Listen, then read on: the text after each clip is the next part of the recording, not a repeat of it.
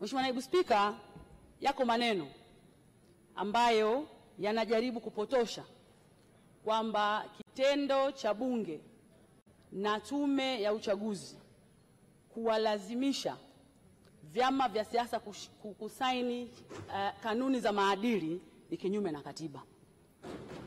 Mheshimiwa Naibu Spika, ibara ya 74 bara ndogo ya 8 ya katiba, baada ya kutoa mamlaka hayo kwa Bunge mwaka jana, bunge hili tukufu na mimi nikiwa sehemu ya wabunge, tulitunga sheria mbili.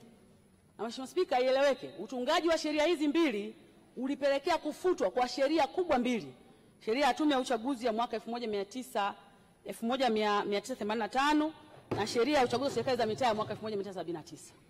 Tukatunga sheria, na kupitia sheria hiyo tukasema Tume ya Uchaguzi kwa kushauriana na serikali na vyama vya siasa watatengeneza kanuni za namna bora ya uendeshaji wa uchaguzi wa serikali za mitaa, rais, wabunge na madiwani. Mheshimiwa Naibu Spika, pamoja na masharti yote, mkataba huu ambao Tume ya Uchaguzi itakiwa kuutengeneza ulikuwa unavilazimisha vyama vya siasa na wagombea kwanza kujadiliana masharti yepi ya uchaguzi wanayataka, lakini pili, wagombea na vyama vya siasa ni lazima wasaini masharti hayo ili kwanza tuweze kufanya uchaguzi wenye staha, uchaguzi wa kuheshimiana, uchaguzi wa kufuata sheria, kanuni, mienendo, taratibu na mila za Mtanzania. Chama changu hicho cha Chadema kinacho room ya kutoa sababu ya kwa nini walishindwa kushiriki kusaini kanuni, na wanaweza kushawishi tume na msajili wa vyama vya siasa ili waweze kusaini masharti haya, kwa sababu nje ya hapo itakuwa ni uvunjifu wa sheria, ni uvunjifu wa kanuni na uvunjifu wa katiba yenyewe. Mheshimiwa Spika, yapo maneno ya wasomi wanasema hakuna kanuni itakayokwenda kinyume na katiba. It is not true. Mheshimiwa Spika, Naibu Spika, kila haki na wajibu. Huwezi kuomba haki wakati hutaki kutekeleza wajibu.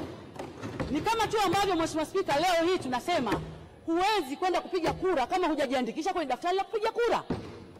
Huo ni wajibu wako. Kama hujajiandikisha kwenye daftari, huwezi kupiga kura. Huwezi kulipwa mshahara, Mheshimiwa Naibu Spika, kama hujafanya kazi.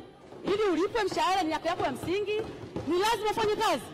Na huwezi kushiriki uchaguzi kama hujakubaliana na wenzio kwamba yako masharti ya kutunza staha za watu, yako masharti ya kutunza heshima za watu, yako masharti ya kuheshimu sheria za nchi ambayo tunakubaliana sisi, serikali, Tume ya Uchaguzi na vyama vya siasa kwamba tutayafuata kwenye chaguzi zote kuanzia 25 mpaka 30. Mheshimiwa Naibu Spika, tunapokea ushauri, lakini lazima tukubaliane hapa.